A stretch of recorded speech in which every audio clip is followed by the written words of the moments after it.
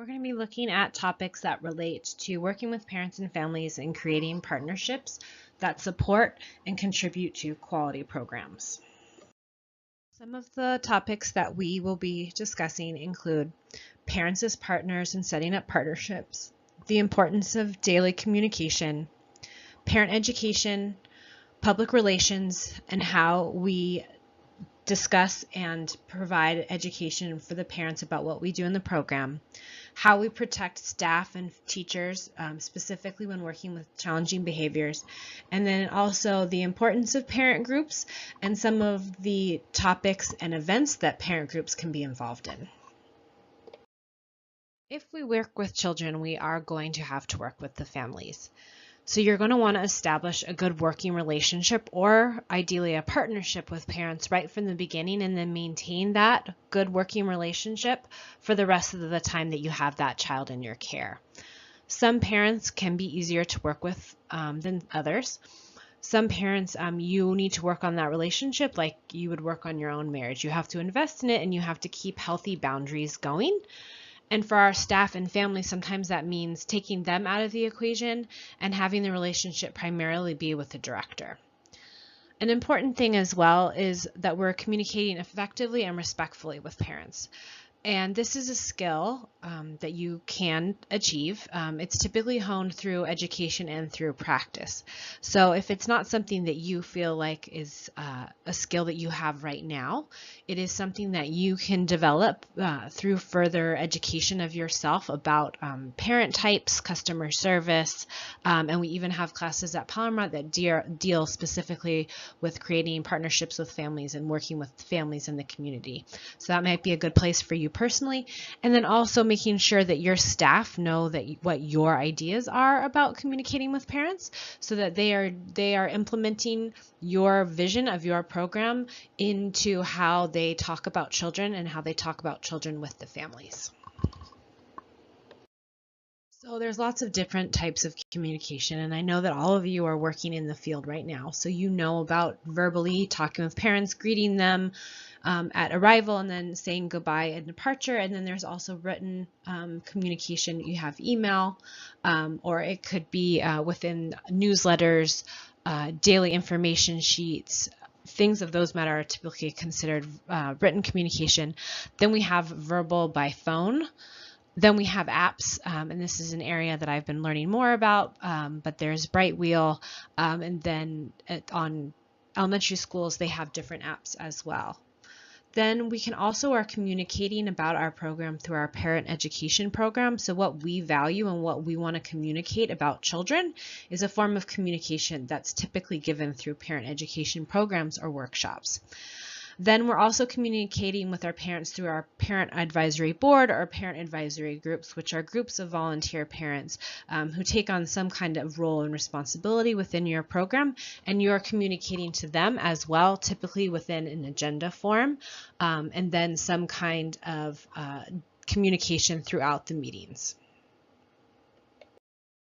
So teachers know that there needs to be a daily welcome from families when they enter the classroom. Greeting the child and greeting the parents is vitally important to creating relationships and partnerships with families. Typically, you also want to make sure that your support staff is also contributing to this goal you have of creating a welcoming environment for families. So if you're lucky enough to have an administrative assistant or an assistant director, or even janitors and stuff like that, they need to know the importance of smiling, saying hello, greeting families. That's an important part of their job, and something that they need to know is a daily function and responsibility. Then also as a management team, families like it when they have some face time with you. So typically directors go through programs and check in on the classrooms and check in on their teachers and make sure that the day is running smoothly, and make sure that they stay on top of any concerns or questions that their staff might have. Ideally, you could also time this, so it's also when parents are arriving or departing for the day, so that they can see you in the classroom and they can see that you are involved and hands-on within the program. You know their child, you know what's going on, and so they'll be more likely to come to you when concerns are just happening, instead of waiting until they get really long and you really can't do anything about it because the family has gotten so upset. So if they know you and they see you in the classroom and not just in the office, they'll feel more comfortable bringing their concerns to you. So we know about communicating general concerns, and this is typically behavioral concerns. So for example, little Johnny's biting in the classroom. So then you need to decide as a director or management what kind of is your chain of command in this kind of situation. So chain of command is a military term, but it just kind of brings up the idea of if there is a behavioral concern, how do you want your teachers to handle it? Do you want them to handle in the classroom without notifying you? Do you want to be notified of everything that's going on? Do you pick and choose depending on the severity of the behaviors? So how do you want to be notified as a director when there are behavioral concerns? And then how are you going to have staff handle this? So typically, you're training your staff in some kind of customer service, which includes the sandwich method or the cookie method, whatever it's called, where there's a positive, a negative, and then a positive. So that's typically how you would address behavior concerns with families, focusing on the positive of the child, bringing up the biting concerns in the classroom, giving them some kind of solutions that they can work on both in the classroom and at home, and then following it up with the child. We are happy to have the child in the program. We're glad that they come to school today, every day, and then focusing on maybe some of the positive behavioral issues that they have. So that's typically how you instruct your staff in how to handle behavioral concerns, but you need to also have some kind of procedure in place, either formally or informally, about when you are notified about this. So if it's biting in the toddler classroom, do you want to know about it, or do you trust your staff to handle it? This also kind of goes into that some classrooms have more issues than others. I had a toddler classroom years ago that was struggling. We had new staff members. We had a lot of challenging behaviors. So I was heavily involved in that classroom for a lot of time. So typically any behavioral concerns were run past me because I was in that classroom so often. So I knew what the concerns were, and I authorized the teachers to go ahead and talk with the families. If the behavioral concern was large enough, then I would get involved and I would talk to the families in the classroom, or I would even bring them into the office. So sometimes you're going to have teams or programs or classroom groups that need a little bit more support with behavioral concerns, and you'll be much more involved in that process. But typically you want staff to know when they should be notifying you about concerns and when they shouldn't, so that they can then communicate that to the parents on a daily basis. So when you're communicating behavioral concerns, a lot of times this might also include some developmental concerns. So if you're having concerns about developmental progress or meeting milestones or not meeting milestones, and this is conversations you want to have with parents. So this can include things like squinting at things that are far away, can't walk after 18 months, isn't combining two-word sentences at 2 years old. Things like that are going to be issues that you're going to want to bring up with the parents. The first step, I believe, is to have the evidence of it, and I don't mean evidence in the way that you're going to be accusing the family, but you want to very objectively bring to the parents this awareness that you have of milestones that are not being met. So you might want to have a portfolio, your observations, your assessments, because in a very objective way, you're going to be showing, at 3 years old, children should be combining words to make sentences, communicating their wants and needs, being able to point. So if you're not seeing those things, bringing out the portfolio so that you can show observations over a large amount of time to see, so that the parents can kind of see what your concerns are. Then you want to frame it in a way that you want to access some services in order to help the child so that they can meet their milestones and they can learn and be the most effective person that they can. So then what you're going to want to do is you're going to decide what you want the parents to do. So do you want them to engage in further assessments, visit a pediatrician, engage in vision testing, or access mental health services for significant behavioral concerns? So having an idea of what the next steps are might guide your conversation. You still have to have an open mind. This is going to be a conversation with the family, and sometimes in the first visit, it's not going to go well. They're going to be resistant to this. They're not going to want to see that there might be milestones not being met with their child. That can be a difficult thing for a parent to hear. So you have to have an open mind and know that things might not happen right away. And you also cannot force parents to engage in any other kinds of services without their consent. You can terminate the rights of your contract with them. So you might not provide childcare any further as a very, very last resort, but that you can't tell them to go to mental health services and get counseling. You can suggest it, you can bring up why it's important, you can bring up the milestones or the behaviors that are happening and why parents should do it, but you can't have them do it. You also use the sandwich method. So if you are concerned about speech, you're highlighting the importance of speech, what the child isn't doing, why it's important, and objectively stating why you have these concerns.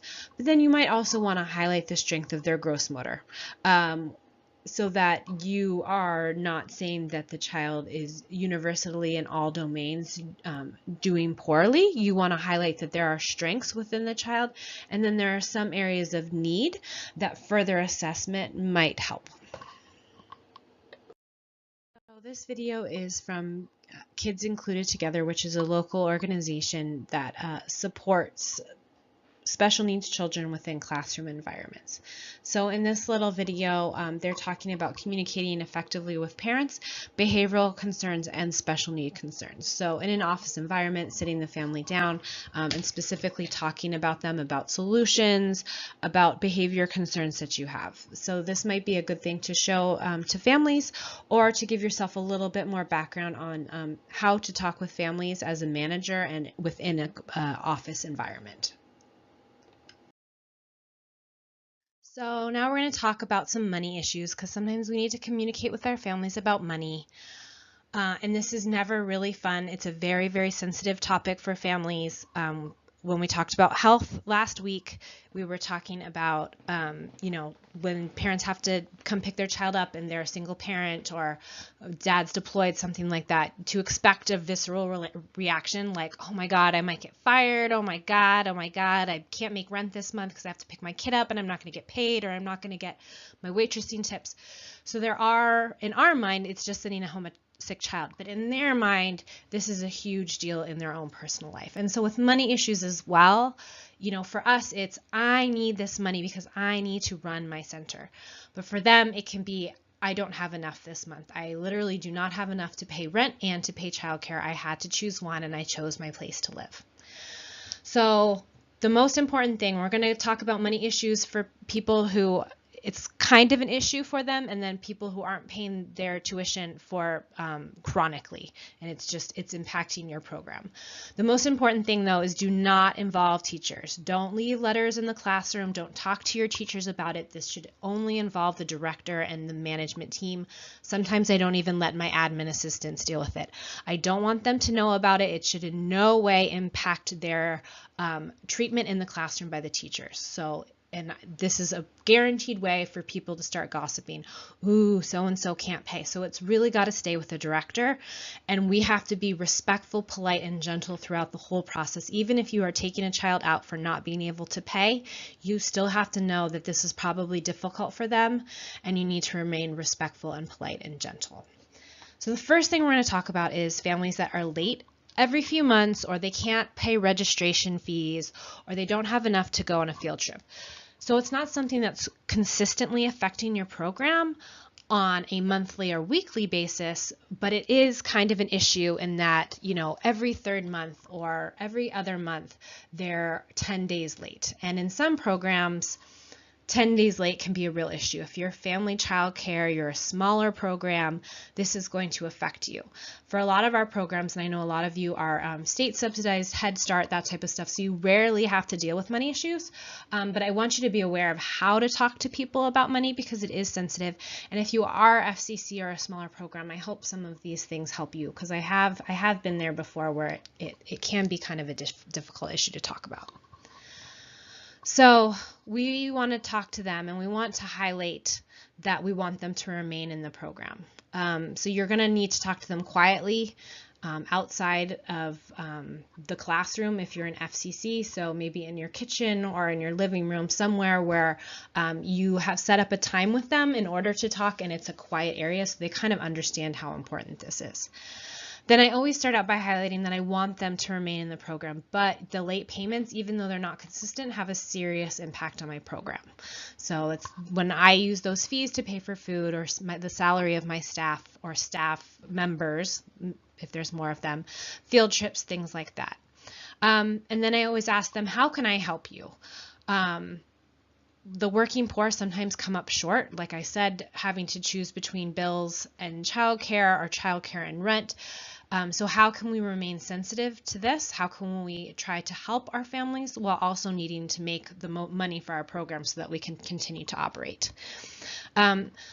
Typically, if it's an inconsistent program, I'm going to research if the family qualifies for subsidies or WIC or even a reduced lunch at school for their older children can really help. Or if they're always short in November, December, and January because of the holidays, and maybe they're receiving less work and they're trying to pay for Christmas toys for their kids, then I will look at something like the Community Resource Center in Encinitas that has a huge holiday program.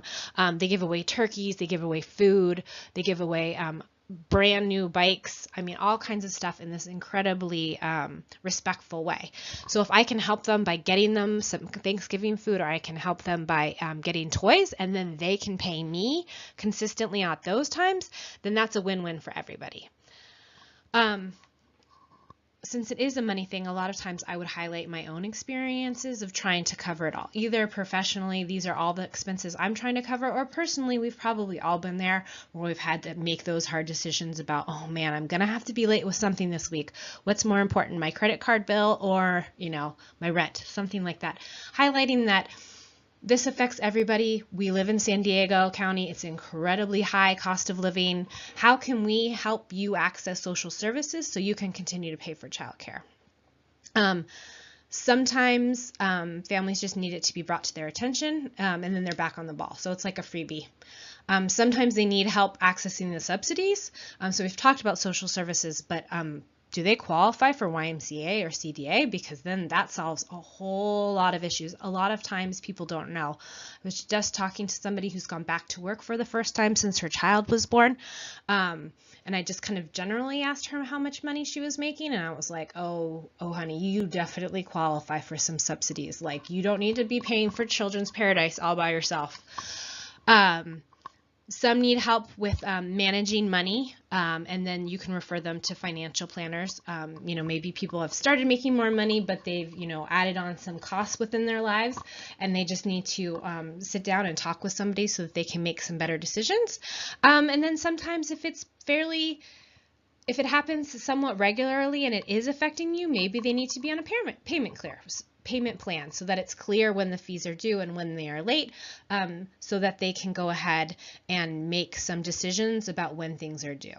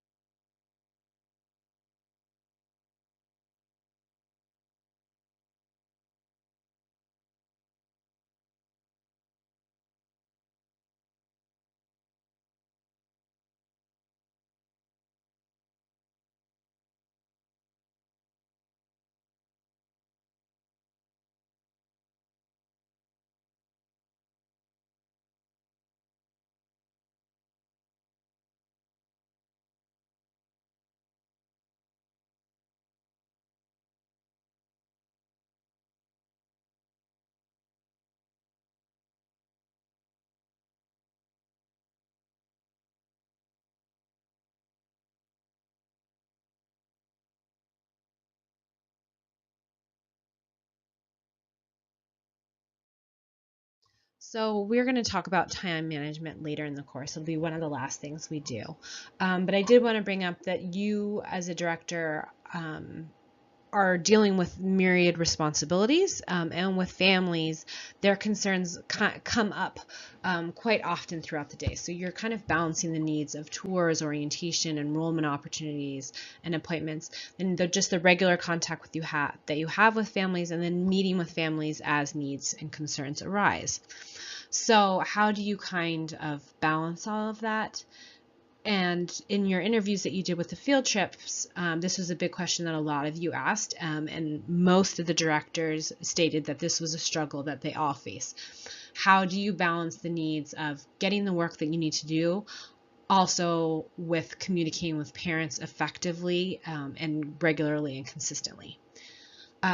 So if a parent does have an issue or a concern or a problem, I always see them as soon as possible. So even if I was training staff, I was doing a meeting, anything like that, then I would have them wait while I took care of the issue with the concerned parent.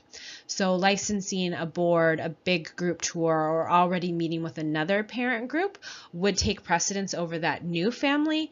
But if I was training staff or I was doing a staff meeting in a nap time situation or something like that, that was times when people knew that I could be disturbed and I could come out and I could have conversations with the family. Knowing that they can talk with you as soon as they have a need or a concern really goes a long way in creating an environment of partnership.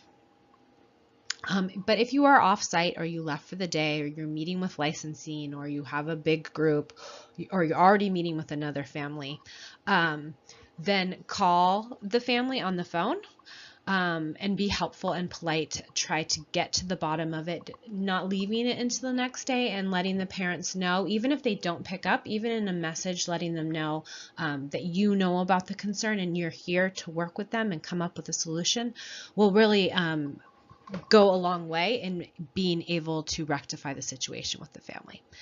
Also, sometimes a family will be upset and they will tell the teacher, but then they'll leave because they don't want to meet with you, or they don't want to tell management, and then the teacher tells you later. In that case, I would also call the family and I would let them know, I'm really sorry. I heard there was a little concern in the classroom, and I'm just here to let you know that I want to talk with you and I want to make this right, and I want to see how we can come to a solution together. Something like that will go a long way. And then if you are offsite, if you are gone, either knowing that the management team you work with can handle it in your absence, or the teachers that you have who have this administration class that we're doing, you can trust them to handle it in your absence. You might need to call later or check in the next day, but knowing that you have some faith in the people who are there when you do have to leave is really important for the health of the program long term. So piggybacking off of that, so we talked a little bit about time management and when you should talk with parents. Now, when you actually talk with them, how is that kind of going to go? So sometimes your program has made a mistake. It was an error and you need to take responsibility. It doesn't mean that it was on purpose, that if a teacher, somebody did something wrong on purpose. It just means that something happened and you need to take responsibility for it. So the first thing is to acknowledge it, acknowledge your mistake or error, and then apologize. And then typically after that, you might want them to get some information off their chest, bring up their concern, and really listen to them, nod, and say, don't be doing other things while they're talking about it. You're typically sitting in your office face to face and you're listening to them so that they feel heard and validated and that they had this concern and that you've apologized. Then typically I would offer a solution, or I would explain how the program was going to handle it, or make sure that it isn't going to happen again. And then a couple days later, I would follow up in person or by phone or email or text, whatever the parent prefers, to see how the apology is going, how the child is, if the solution worked, and if the parent is now satisfied. So for example, I'm really sorry that little Johnny was hurt on the playground. We know that he fell, but the teacher didn't witness it. So then at this point, I would let the parent talk, and we would talk about he fell and, he's got a bump on his nose, and the mom's really concerned about it, and I would listen to her and I would validate her. Then I would let her know, I've spoken with the staff and we've come up with the plan. So we're going to have more teachers near the sandbox, and I'm going to have the concrete swept a lot more often so that other children and Johnny will not be slipping on the concrete anymore. Then the next day or the day after, I might want to check in with the mom, either by phone or in person in the classroom. So how's John's bump on his nose doing? I hope he's feeling better. And then I might see something like, I've arranged for staff members to sweep and then rinse the concrete every morning so that we can keep all of the children safe in our programs. So hopefully the parent knows and felt heard. We've apologized, and then we've come up with a solution and we're sticking to it. So we notice that there is a problem with safety in our program relating to sand on the concrete, and we've taken steps to make sure that all of the children in the program remain safe. So sometimes there's other issues that parents might be upset about. Sometimes there's demands. We don't know if they might be unrealistic. They might not be unrealistic. They might have significant concerns with the program management, issues and problems with kind of how a program is run or curriculum. So this is something that you're most likely going to take away from the teachers. So teachers would need support from the director in order to make sweeping changes to a program. It's out of their scope to do that, and so you're going to take that away from the teachers. Typically, you're going to make an appointment to discuss it, or you're going to find a time where you can sit down in the office in a quiet area where there's no children present. So the children remain in the classroom, or the parent comes back later on in the day. Then you're going to listen to their demands, if they're realistic or not, but their concerns or problem. Then you're going to repeat the concern. So if I'm hearing you correctly, or you want or need this, or your issue with the program is this, so that you and the parent are on the same page. And by repeating it, you're kind of validating that you have heard that parent. And sometimes that's all they want, is just to be heard. Then you're going to offer to look into it further, but then offer a small solution that they can be part of now. So if a parent had concerns about the program, I might say something like, I'm really sorry that you feel this program doesn't offer enough enrichment activities for the price of tuition that you're currently paying. I'm going to go ahead and reevaluate our curriculum and our learning approach with my management team over the next couple months. In the meantime, I would really like it if we could start a parent advisory group together in order to support our program. A parent committee could make some curriculum recommendations and maybe even support our implementation of special events and field trips. So I'm a big advocate for volunteering. So if a family has issues, more often than not, they need to see how good the program is. So by coming into the classroom and volunteering with the teachers and within the program, more often than not, they see that it's a good program. And if they don't, then maybe it's just not a good fit for them. Also, if they can't be bothered to come in and volunteer or spend some time working with you, then it's not a significant concern. If it was a real concern about enrichment programs and you were offering ways to help do that better while also working on your program, then I would hope that the parent would be able to do that. And parent advisory groups do not have to be during business hours. They're typically after school hours or during lunch break, something like that, so working families can be part of them. And this gives them a sense of ownership and control over the issue that they are perceiving that they have. And so that can go a long way in kind of alleviating their concerns as well. And then just working with parents who are challenging. So they're rude, they're difficult, they're just generally jerks. So if they are consistently, and this is the key word, consistently displaying this behavior, then you're probably going to want to take this off of your teacher's plates as well. They are going to have to greet the family and stuff like that, but you are then going to be the one who's going to set up some boundaries and perimeters of the relationship. So if a parent was quite pleasant to begin with, had a concern and got a little bit grumpy for a little bit, I wouldn't consistently take this as rude. I wouldn't allow them to be rude or difficult with my families, but I would understand where it was coming from, and I would get involved. But now what I'm talking about is people that are consistently challenging. They are just consistently rude jerks. So what you're going to do is you are going to define and set the boundaries and perimeters of the relationship. So what you will accept from this parent as far as behavior and what you will not accept. So typically you're going to have to sit down and you're going to have to write through ideas that you have. So if a parent is consistently rude, how are you going to frame their behavior to them? So what can they do and say, and what can't they do and say? So something like, you have to be nice, but you don't have to be nice. You don't have to, hi, how's your day? But you do have to be polite to my staff. You don't have to greet them, but the teachers are going to greet you every day. If you have concerns, they are going to be handled with respect, but you as a parent cannot shout or yell or just continue to display this behavior in my classroom. Sometimes talking about this with the parents, telling them about on a phone call what happened and that you need to bring them in is going to alert them ahead of time that their behavior is no longer acceptable, so that they can kind of meet with themselves before you kind of talk with them. So sometimes I'll call a parent and I'll say, hi, we're having some issues in the classroom. I'd like you to come in so that we can talk about the parameters of behavior within the classroom. And then they might want to ask more, and I'll say, you know what, let's just set up a time. We're going to meet face to face and we're going to talk about this. But this is going to let them know that it's not about their child, it's about them. And hopefully they could kind of take stock and inventory of who they are and make some changes to begin with. The most important thing is that you're kind of protecting the staff and protecting their relationship. So the most important thing is the education of their child, and the parent needs to be reminded about this. And you also need to make sure that staff can continue to be pleasant and polite with this family. So that's why you are having this meeting, so you can set up parameters of what you will and will not accept from them.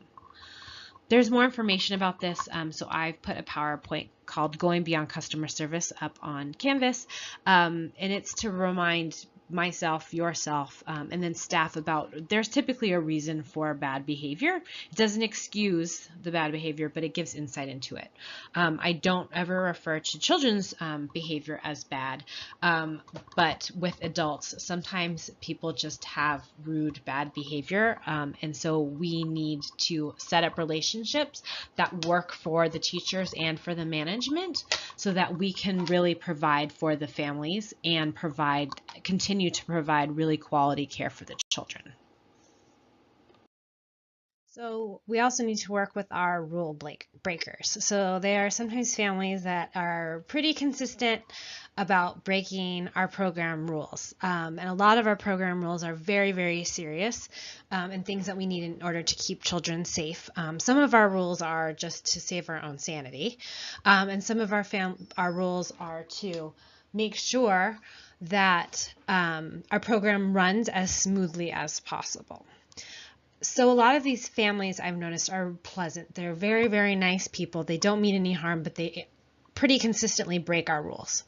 They pick up late, they drop off late, they try not to sign out, they don't volunteer, they park where they're not supposed to, that type of stuff. If it is a problem and you decide that you need to talk with them, the first thing is just a pleasant verbal reminder by the director.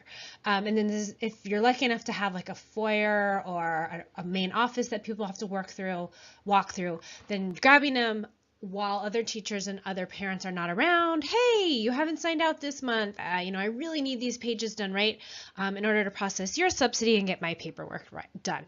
So it's just a way off to the side, so that the director, not the teacher, can remind them about these kind of rule-breaking things. And remember, this is a parent who's kind of consistently doing it.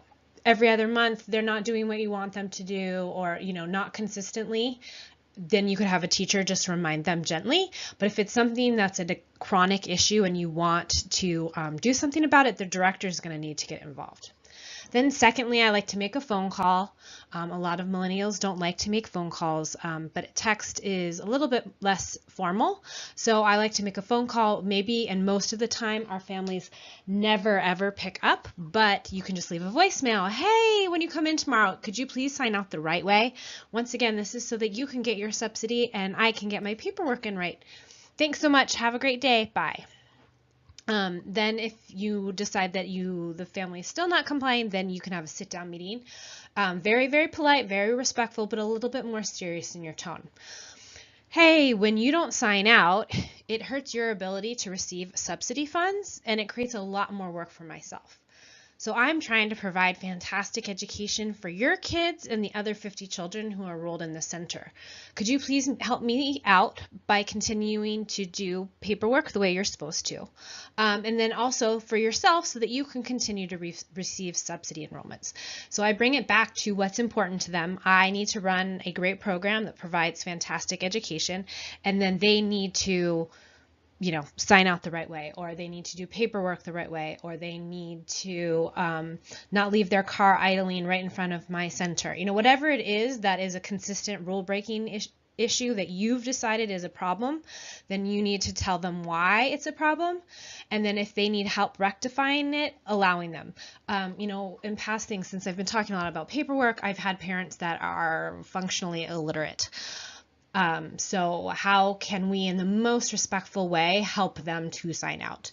I've had parents who are grandparents mostly, who are completely illiterate.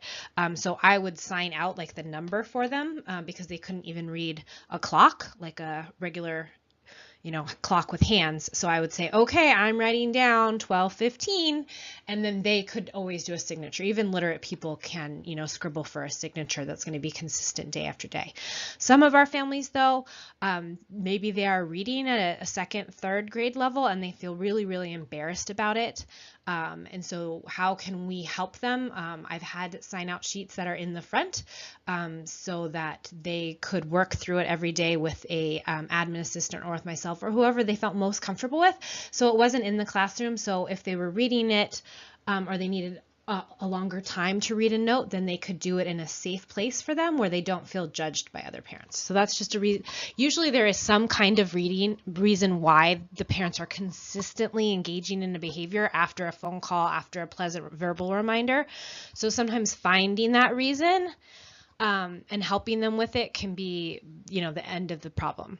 If it does continue because the family is just a rule breaker, or they're wanting to park in the place that you don't want them to park, or they don't like to sign out because they just want to grab their child and run, then you need to decide as a director what you can accept as far as rule breaking, and then set those boundaries. So sometimes there are just a lovable rogue. They never follow the rules, but everybody loves them because they're hilarious and they're funny and you love to see them and you love to chat with them, but they don't follow the rules. So can you put up with that, or can't you? So that's kind of a personal decision on the program director's part. And then maybe they are more consistent rule breakers with things that are really, really important. A lot of you as teachers have probably had that parent who is always in a hurry, or just grabs their kid and never says goodbye, and has actually grabbed them when you are putting a Band-Aid on a bloody knee, and they grab the child and they run, and you don't actually get to say goodbye to them, and you're doing count a minute later and you're missing that child and everybody freaks out. Those are the types of things where you need to establish a boundary, and you need to make that really clear with the parents. And if it continues, it needs to be in writing, and it can be a part of their child care contract. So that's just some ways with working with rule breakers. A lot of it is just being polite and working with families, trying to find the reason. But then sometimes you have to, like we've been talking about, set those boundaries and continue to reinforce them so that your program continues to run smoothly. So I just referenced the customer service PowerPoint that I have on Canvas. It's a training module that I made for staff at a past job that I have. And I'm putting it up so you guys can change it, or you can bring some aspects of it into your own work. Please do not reproduce it completely, or if you do, please give me credit because it's something that I kind of made up at a past job. But it is going to give you some insight into types of parents, what their kind of needs are, and then hopefully how you can work with them in setting up really healthy boundaries about behaviors that you will accept from them. Then also, this is kind of a unique field. So, you hear this thing of the customer is always right. Parents are not always right.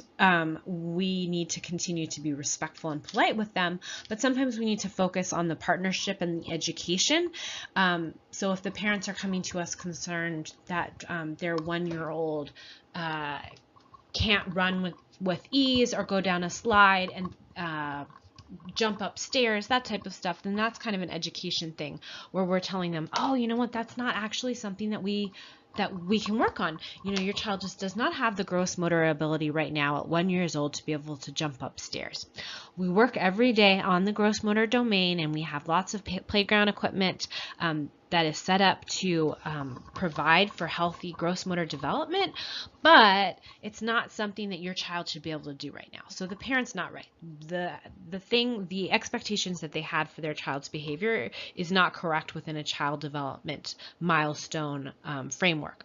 So letting them know in a respectful, kind, and polite way through a partnership in education will be a way that we can provide customer service as well. And sometimes we have to handle conflicts between families and staff. So our families come in different structures and situations. There's child abuse, there might be gay or lesbian parenting families, there might be single families, or there might be alternative professions. So what happens if your staff thoughts on families conflict with that actual family structure that you're providing care for? So a teacher needs to be aware of the fact that she has to always provide respectful and polite care, irregardless of the fact of what she thinks about the situation. So even if there's child abuse, I hate child abuse, I hate that people abuse their children, but I am always polite to the parent and I am respectful of them, even if I'm horribly mad and upset with the situation and what they've done to their child. So I'm always respectful and polite no matter what. I might go home and I might pour myself a big glass of wine and I might unload on my husband about how much I hate this situation, but then I go back to work every day and I have a respectful and polite exchange with families, even ones that I might not agree with. Then we also need to examine our own thoughts and feelings on families, and we might do this privately. A teacher might examine them privately, and then she also might need to talk through some of these concerns that she has with management privately as needed. So the biggest thing is that you're minimizing gossip and assumptions by the staff. So it only affects the classroom teacher and herself or himself only. It's not fodder for break room gossip or anything like that. It's something that the teacher, while she's examining her thoughts and feelings, is doing it privately on a personal level and then with management as needed. You might also need to reframe your thinking to what is the most important part of the family. So it's the child. The child deserves the best education from us. So for example, I had a family where mom was a stripper. So she was an exotic dancer. That was her profession. She slept in the mornings. The child was in childcare so that she could continue to sleep. This was how she provided for her family. One of the teachers had some preconceived ideas about strippers, and then kind of had some ideas about mom's ability to take care of her child. So these ideas kind of came from previous experiences that she had with other people, and she was translated onto the child and her family. So then we had to discuss the situation and we had to examine if there was actually any evidence that the child was being mistreated, neglected, hurt by her mother, or just not being taken care of. And we came to the conclusion that the child was being well taken care of, that she had all of her needs provided for, and it was a positive environment for her to grow up in.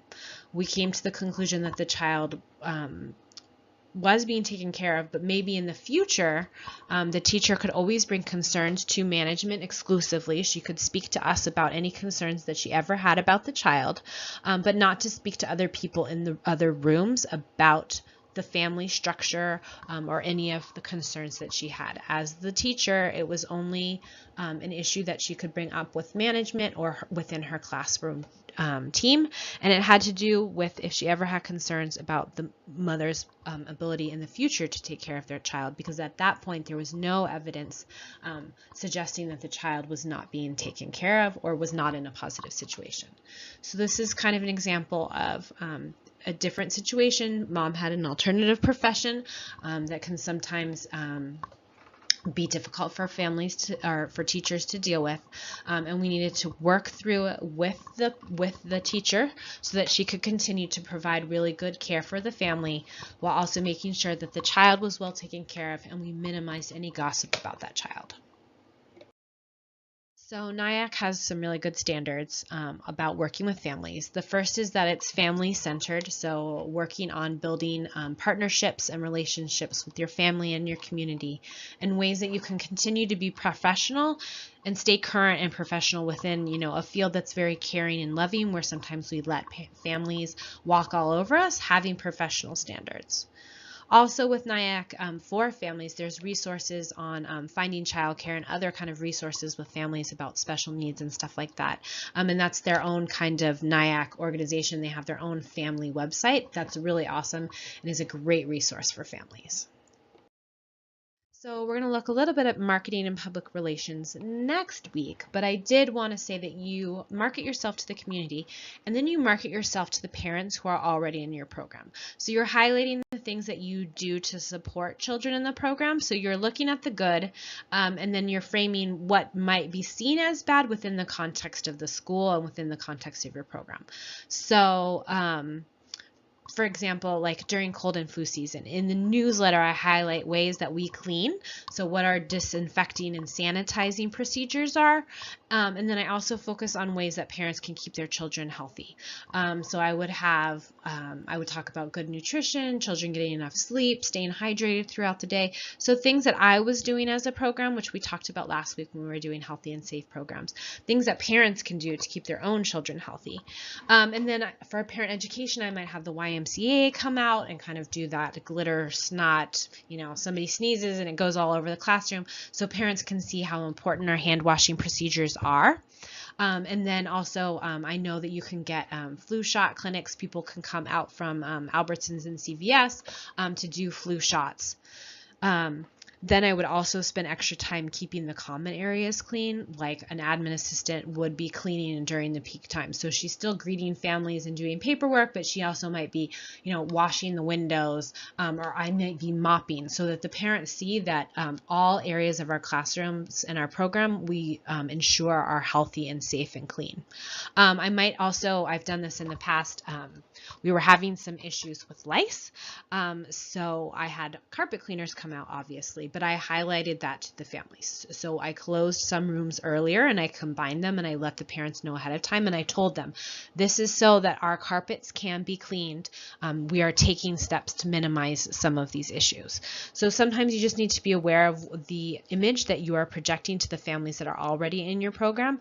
So if there were mistakes, you're owning up to them, you're apologizing, and you're having a plan to fix it like I talked about, and then you're being proactive. So you're highlighting the good things that you do, and you're just thinking about, what do I do on a daily basis that supports my program and my vision, and how do I communicate this to my families through my words and through my actions. So we're going to transition to parent education or possibly workshops that you might provide. Many programs have to provide monthly and or quarterly education, and that's determined by the regulations that you fall under or the type of program that you run. Some programs also typically prioritize parent involvement and parent education more than other programs, depending on the philosophy they might fall into, and then also the type of program that they are as well. If it's part day or full day, a nursery program, Mommy and Me, there are sometimes those components within regular child care as well. So we have some freedom in kind of the education that you provide and then how it's implemented. A lot of the programs will just be general information for the families, and then sometimes it's an ASQ or assessments that your program needs to have filled out, and that's when you provide workshops so that you support the families in filling out the assessments correctly, so that they're able to get verbal support and sometimes even physical support from you and what those questions look like. So sometimes families there might be questions about throwing and catching balls, and they need those types of things actually displayed for them. So like if kicking a ball, you're not holding on to something, you're able to momentarily, balance yourself in order to kick a ball. How do you catch a ball? Is it by trapping against your chest or with your hands? So that's where we provide kind of targeted verbal support or physical support for the parents so that they can accurately fill out the ASQ or any kind of assessments that you might have within your program. The same type of thing with enrollment or eligibility paperwork. If a lot of people need to do it at once, typically call a workshop after school hours with some kind of childcare or supervision of the children so that the parents can sit down and do this for you, and the enrollment coordinator or the manager or the director can go around and provide targeted support for those families. Some programs have to do them monthly, some programs have to do them quarterly. I've just kind of shown, if I was following an academic schedule, some possible parent workshops that I would do. So when we first start off or kick off either in the new year or the start of an academic year, I typically try to do something hands-on and fun to get parents engaged and enthused about workshops. So it's not just, hey, come sit for an hour after work, have a cookie and listen to me drone on about child development. So I'll typically do something really fun. There'll be something messy for parents who like to be messy, like making slime, and then there'll be something that's a little bit cleaner for the parents who like to be cleaner, but it's still focusing on playing with your child and having fun. This is kind of the teaser, come back, you'll learn more, let's do stuff together and have fun together. Then I always like to work on health and wellness. So what my program's doing, like I said, and then things that the families can do: nutrition, hand washing, getting enough sleep, drinking enough water, that type of stuff. And if the YMCA can't do it, then I would do the nose, snot, glitter thing. Every time I do that, my staff has seen it a million times, that there's always parents who have it, and they always audibly gasp when they see the germs all over the classroom. And then you see them wash their hands. The parents actually come into the classroom and wash their hands a lot more, and they make their children wash their hands. And then they reinforce at home, where you can actually practice how long they should be washing their hands. I also like to do something with STEAM or STEM. So focusing on science, technology, engineering, and math. It's a buzzword. It's something that parents have heard before, and telling you we've always been doing science and math and technology and engineering in our classrooms, because we have blocks, because we have science centers, because we have Legos. But focusing and showing the parents what we're already doing and using a buzzword makes them all of a sudden click in their minds. Oh yeah, that's how I do it, or that's what Legos are for, something like that. Typically around December, I do some kind of winter celebration. I might bring in the importance of keeping a routine at home, that, during busy holiday seasons, it's important that children, while they're going to parties, also stick with the routine and get enough sleep, that type of stuff. And then I'll also do a winter celebration. I typically always do the same thing. It makes it easier for everybody, and it's fun enough that most families will continue, even if it's their second, third, or fourth year. We make snow globes. So if you have an infant room, or anybody with infants, you just collect all of the glass jars. And then I get enough teachers so that we can make little snow globes with the children. It's a lot of fun. The parents make it with the teachers. There's a lot of supervision from the teachers, but you have a little make and take that you can take home with you. And it's very winter oriented, and not, Christmas or Hanukkah oriented, which for our state funded programs is really important. Then I typically do in January, even if I've been doing this all year long, I always do a new year, new relationships type thing. So positive behaviors, positive reinforcement. How can you kind of change your relationship with your child towards the beginning? So, it's January, everybody's got their resolutions. So how can you change the relationship that you have with your kids into more positive behaviors as you go forward? February, Valentine's, so I focus on social and emotional development and encouraging friendship. So I go through stages of social and emotional development, and then ways that we can encourage friendship through compliments or something like that. Typically in March, you might have the ASQ that you need to do, or you need to re-up your enrollment information, or if you don't have anything like that, you can work on documents, portfolios, and assessments, so explaining to parents how you do those types of things. And then my biggest thing that I've recently started doing that parents love is I talk about responsible media use. So talking about technology in the modern world and how we mediate this for children. Then typically I finished up in May, and it was a summer family barbecue. So it was just full on fun. It wasn't anything educational about that one. We had face painters. Past years we got this stable to come out and provide pony rides for the kids. I typically tried to do one thing like that. That was a lot of fun, or rent a jumper or something like that. And then the rest was just, your simple like hot dogs, cotton candy, popcorn, that type of stuff. So that one was just fun, but it was kind of to end it on a happy note as well. So I started it off fun and engaging in parents, and then at the end we just kind of worked on building ourselves up as a community.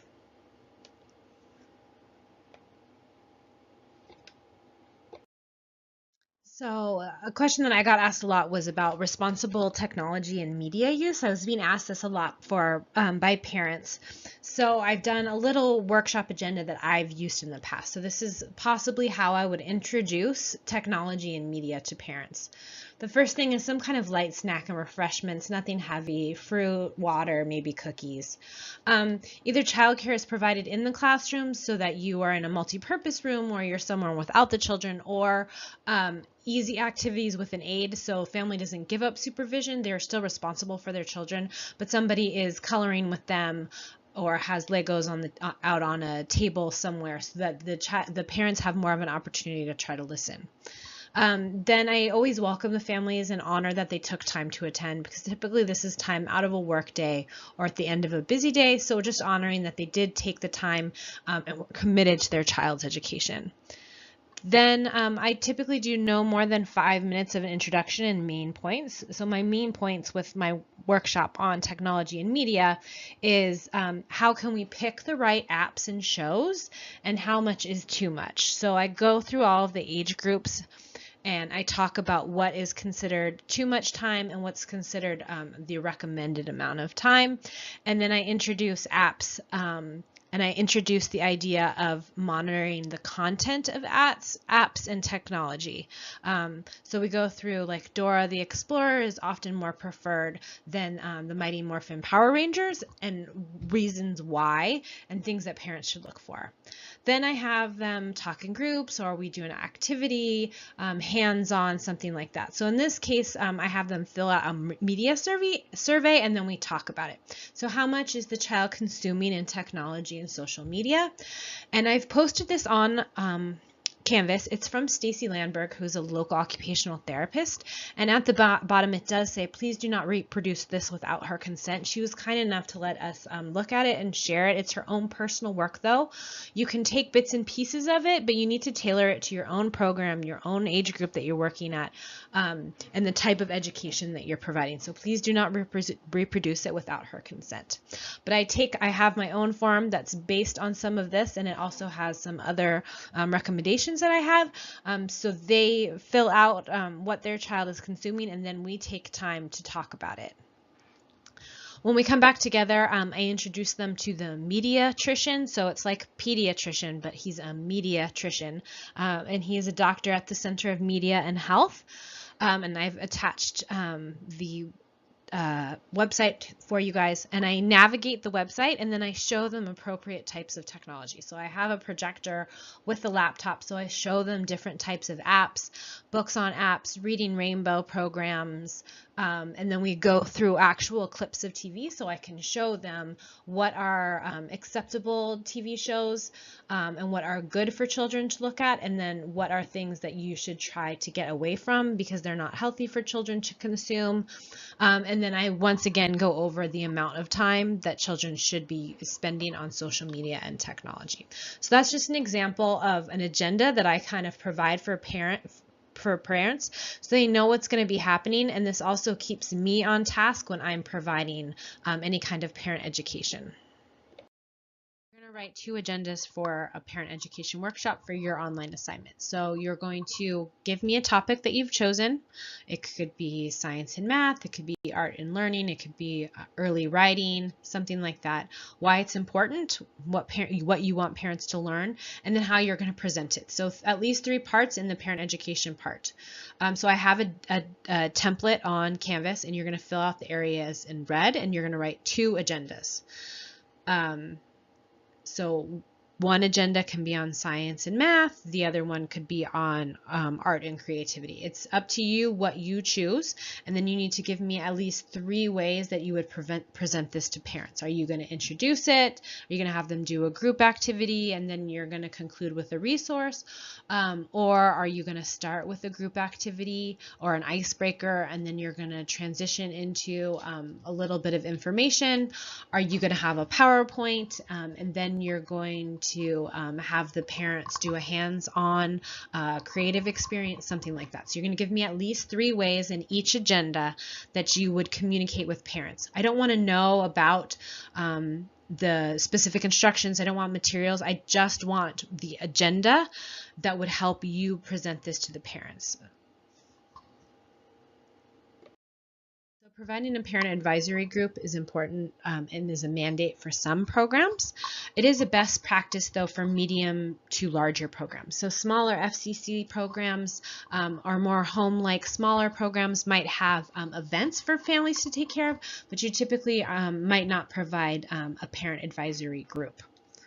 So I like these because it gives a parent a sense of ownership and then control over their child's program and care. And we talked about a parent who might have some unrealistic demands about a program. And by encouraging them to take part in a parent advisory group, it might give them a little bit of ownership and control and mitigate some of those concerns that it has. Sometimes you will have a lot of volunteers within a program. You have a lot of people who want to participate a lot in your program. And so you need a specific place to funnel them. If you're not set up to have dozens of volunteers throughout your program on a weekly basis, then funneling them into a specific place with a specific cause can be really important for you. Then it also can create community connections, and you can also provide some support for vulnerable families. So either through the parent education programs that we have, and then also maybe through support groups or parent advisory groups, you can kind of foster a sense of community. So specific information on your parent advisory group or board and what you need to provide as a program.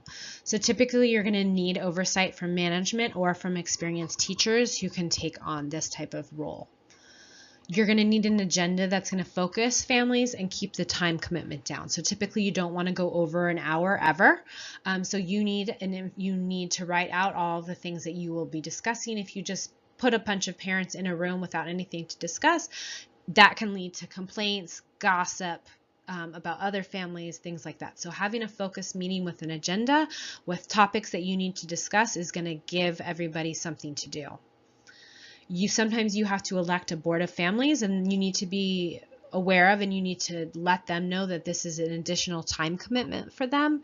Anything over just showing up once a month, you're going to need to be honest about any kind of time commitments, because for some working families that can be difficult to do. In the past, what I've let my programs, my parent advisory groups do is to help plan and organize larger events. So either winter celebrations or summer celebrations. They would go ahead and get decorations going. They might solicit donations for the event. They might call vendors like if they know somebody who can provide a jumper so that we can rent it, that type of stuff. They also have some kind of role in volunteering for those. So we'll set up volunteer sheets with maybe booths or, cooking hot dogs, something like that. We'll get dads to know that kind of stuff. So they help me plan and then organize larger events. And this is a way that you can delegate, and parents can be quite helpful in situations like this. And then there are the larger events that they can solicit donations for, and then field trips as well. So if you were taking your kids out to Bates Nut Farm, they can kind of help you as almost like a PTO or a PTA at an elementary school. They can help with some of those donations in order to cover some of the field trip costs, like if you have to get a bus or something like that. And then classroom consumables as well. They can solicit donations from groups or from themselves in order to kind of give materials to other classrooms as well. These have been the 2 areas that I have most likely involved my parents within a parent advisory group role. If you have a parent advisory group or board and they do other things, I would love to hear about it in the discussion board. About best practices in family engagement, and this is coming to us from a program in Atlanta, and it talks about the importance of parent education and then kind of facilitated support groups. So they have a parent advisory board, they have some support groups, and they have parental education, and this is kind of wraparound services for a program that supports struggling and vulnerable families. So this has some good ideas for creating partnerships with families, and then if you have vulnerable or struggling families, possible services that you might look at providing in the future if you don't already. All right, so we've talked about a lot. This was 24 slides today. So we really discussed a lot about creating productive partnerships with families, how we communicate maybe difficult topics with them, how we take stuff off of the plates of our teachers and staff in order to protect them and support them in their role as a teacher. The importance in then prioritizing parent education and our parent advisory group, so how we work with families and how we prioritize their education. And then also training our staff in customer service and when and how to deal with it and when and how they notify us as management. So those are all some of the things that we were able to talk about today. So to do this week, read page 356 to 370 in your textbook. It's talking about child-centered care and providing partnerships with parents. Then we have an additional reading, Engaging Families and Growing Anti-Bias Partnerships. And that is from the book Leading Anti-Bias Early Childhood Programs by Derman, Sparks, Lakinen, and Nimmo. Then our online assignment is to create 2 parent education agendas. Once again, I don't want any long-term instructions, a copy of the handouts that you give to parents. I don't want that. All I want is the topic that you choose to educate parents about, why it's important or what they will be learning, and then 3 ways that you would introduce this to parents, either through lecture or PowerPoint, group activities, surveys, assignments, anything like that. So ways that you're going to educate parents about a topic. That's all I need to know. In our discussion board, we'll be celebrating diversity with families, and I'm going to cite some readings from the Engaging Families and Growing Anti-Bias Partnerships. So that's our additional reading. So having read a little bit of that before joining the discussion boards will add some depth and meaning as we kind of look at stereotypes that we have in our program and ways that we can honor and celebrate diversity with our families. Then our extra resources that you can have for your director's file as you want is A Child Goes Forth has a chapter about working with families. It's a classic text. It's a little bit older, but a lot of the things that she says are very quality and age well. Then we have the media survey from a local occupational therapist, and please don't reproduce this without her consent. It's to give you some ideas about information about media use and technology use and how parents use that at home. And then I've also given you my own customer service PowerPoint that I provided for staff at a previous job, and this is for you to use as you wish and to change it or to bring parts out of it so that you can go ahead and give staff some more information on working with challenging parents.